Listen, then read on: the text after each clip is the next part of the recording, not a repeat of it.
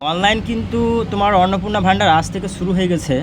তো তোমরা কিভাবে চেক করবে যে তোমরা ফর্ম ফিল আপ করতে পারবে, আগে এলিজিবিলিটি কিন্তু দেখতে হবে। তার জন্য আগে আমি প্রথমে চলে যাব সোশ্যাল সিকিউরিটি WB-Gov-in এই ওয়েবসাইটে চলে যাব এবং ওয়েবসাইটে গিয়ে ক্লিক করব। তারপরে আমরা হোম পেজে যাব।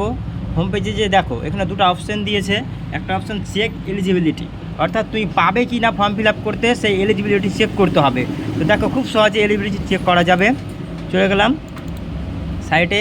এবার দেখো এখানে ডেট অফ বার্থ দিতে বলেছে আধার কার্ড অনুযায়ী। তো আমি ধরে নাও একটা ডেট অফ বার্থ দিচ্ছি 05/07/2003 দিলাম, এইটুকু বয়স। তারপর তোমার জেন্ডার ফিমেল। তারপর দিতে বলছে রেসিডেন্সি স্ট্যাটাস, কোথা থেকে তুমি বিলং করো। তার মানে আমি ওয়েস্ট বেঙ্গল করলাম। এবং তারপরে আছে প্রফেশনাল, তুমি কি করো। তো আনএমপ্লয়েড, কোনো কাজ করে না, হোম মেকার বা হাউস ওয়াইফ বা লো ইনকাম, তার জন্য এটা আমি দিলাম এবং চেক এলিজিবিলিটি করলাম।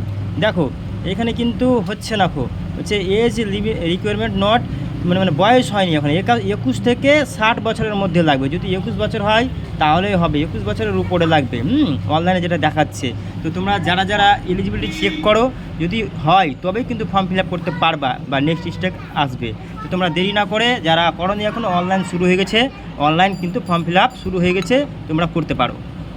এবং অনলাইনে কীভাবে সম্পূর্ণ ফর্ম ফিল আপ করবে তার জন্য আমার নেক্সট ভিডিওতে আমি আলোচনা করে দেবো বা দেখিয়ে দেবো কীভাবে অনলাইনে ফর্ম ফিল আপ করবে। তার জন্য আমার চ্যানেলটিকে সাবস্ক্রাইব করে পাশে দেখো। ধন্যবাদ।